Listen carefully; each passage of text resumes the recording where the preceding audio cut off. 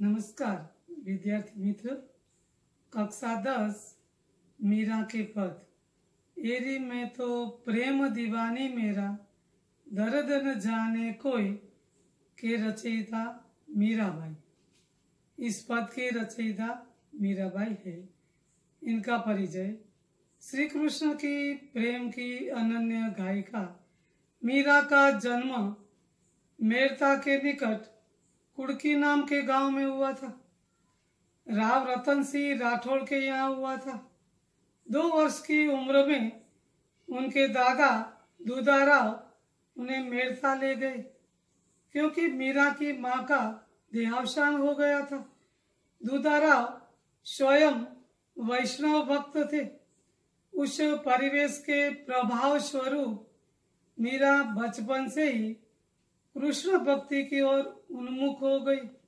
इनका ब्याह राणा सांगा के ज्येष्ठ पुत्र कुंवर भोजराज के साथ हुआ था। विवाह के 7 वर्ष बाद भोजराज का स्वर्गवास हो गया।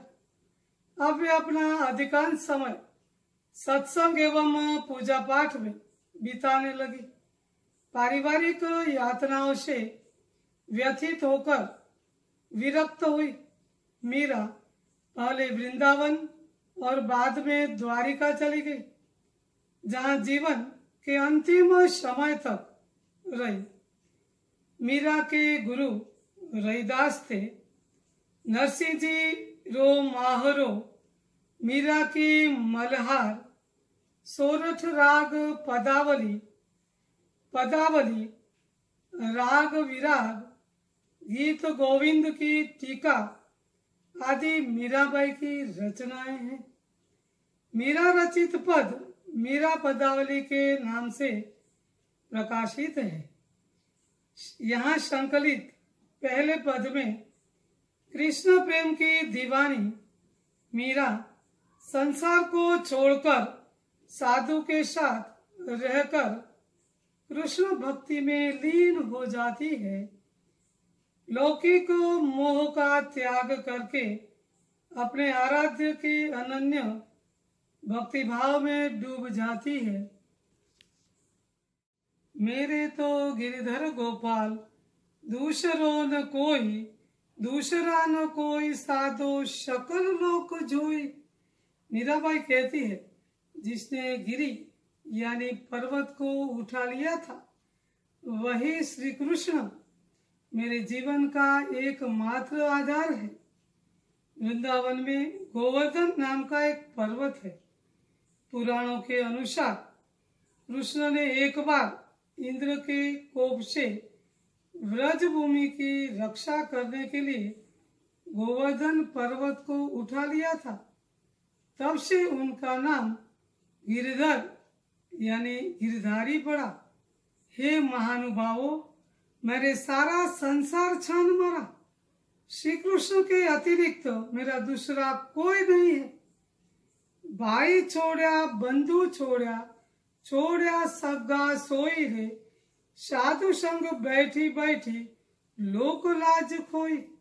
मीरा कहती है, श्री कृष्ण के लिए मैंने अपने भाई बंधु तथा सभी सगे संबंधी को छोड़ दिया है और साधु संत महात्मा के पास बैठ कर लोक लाज यानी सांसारिक लोक लाज शर्म सब खो दी है। भगत देखी राजी हुई, जगत देखी रोई, अश्वन चित खींच खींच प्रेम बलि बोई। सांसारिक व्यक्तियों को देखकर मीरा कहती है, मुझे रोना आता है, और भगवान के भक्तों को देखकर मुझे अपार आनंद होता है। गिरधर गोपाल के विरह में निरंतर बहते हुए आंसुओं को जल से मैंने इस प्रेम रूपी लता को रोपा है और सींचा भी है। महाप्रभु जी की अगर हम बात करें, जो कृष्ण के भक्त थे, कृष्ण के विरह में वो रात भर रोते रहते थे। दधी मथी द्रुत काढ़ी लियो, डार दे छोई। राणा विष का प्याला भेजो, पिय मगन होई। वे कहती है, जैसे दही को मथ कर घी निकाल लेने के बाद मथानी को एक और रख दिया जाता है, वैसे ही मैंने इस भवसागर का मंथन कर श्री कृष्ण के प्रेम रूपी सार तत्व को एकत्र कर लिया है। मीराबाई कहती है कि राणा ने जहर का प्याला भेजा, पर उसे मैंने खुशी खुशी से पी लिया। कहा जाता है कि मीरा को दिया गया जहर अमृत बन गया था। अब तो बात फैल गई, जाने सब कोई, मीरा राम लगन लागी, होनी होई सो होई। वे कहती है, अब तो श्री कृष्ण से उनकी प्रेम की बात चारों ओर फैल चुकी है और इस बात की सबको जानकारी मिल गई है।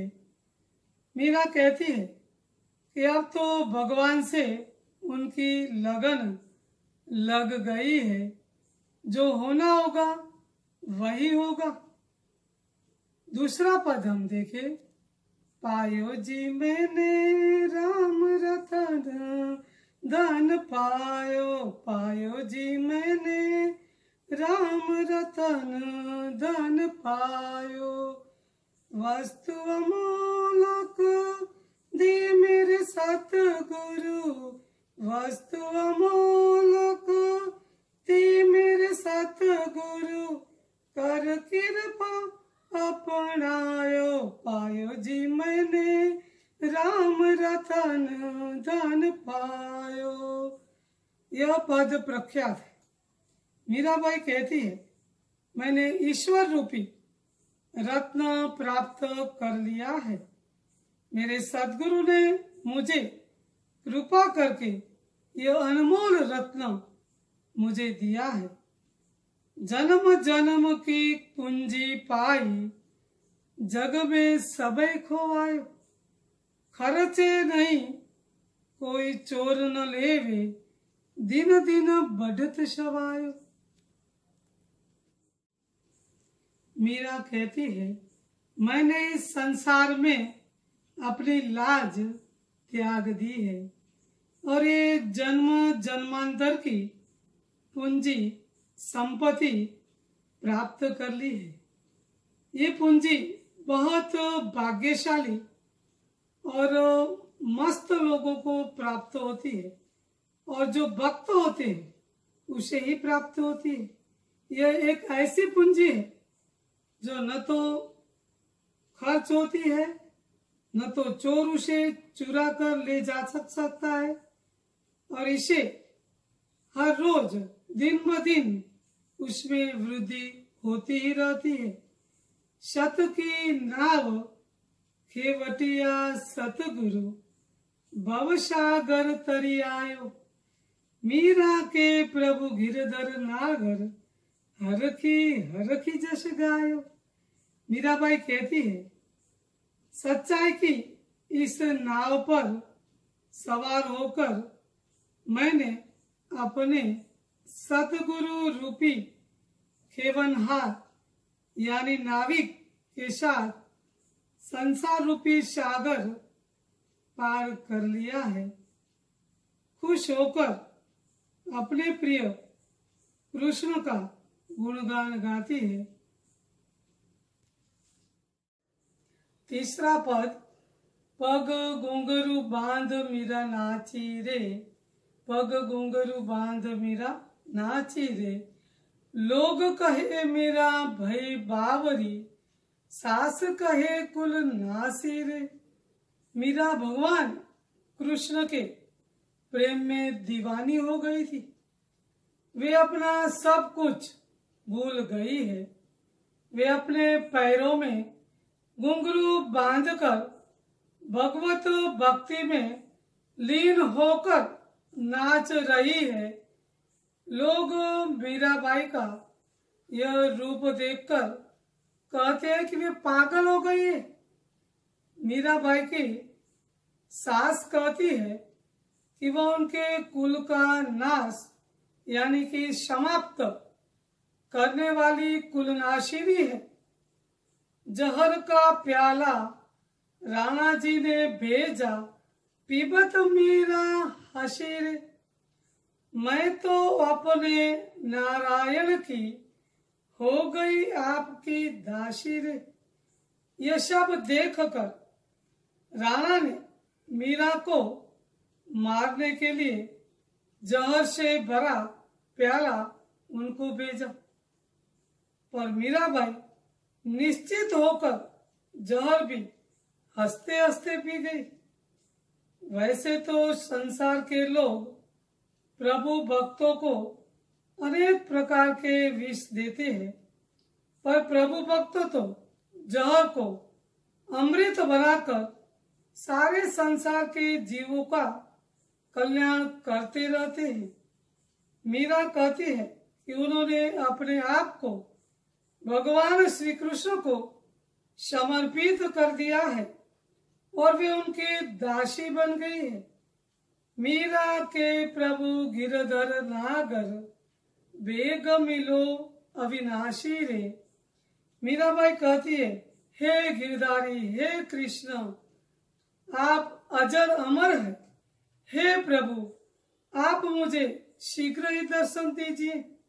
संत हरिदास ने भी यही कहा था कि अखियां हरिदर्शन की प्यासी रे। हमारे रामकृष्ण परमहंस ने भी कहा था कि मनुष्य जीवन का एक ही उद्देश्य है, प्रभु का साक्षात्कार होना। इस तरह पहले पद में कृष्ण प्रेम दीवानी मीरा संसार को छोड़कर साधु संतों के साथ रहकर कृष्ण भक्ति में लीन हो जाती है और लौकिक मोह का त्याग करके अपने आराध्य श्री कृष्ण के अनन्य भक्ति भाव में डूब जाती है। दूसरे पद में मीरा ने श्री कृष्ण नाम रूपी रत्न की प्राप्ति से उत्पन्न असीम आनंद को अभिव्यक्त करने का प्रयत्न किया है और सतगुरु को पाकर भवसागर पार उतरने का आनंद कवियत्री को भाव विभोर कर देता है। तीसरे पद में कृष्ण भक्ति में मतवाली मीरा ने संसार त्याग की चरम सीमा पर पहुंचकर गिरधर नागर की शरणागति को स्वीकार किया है।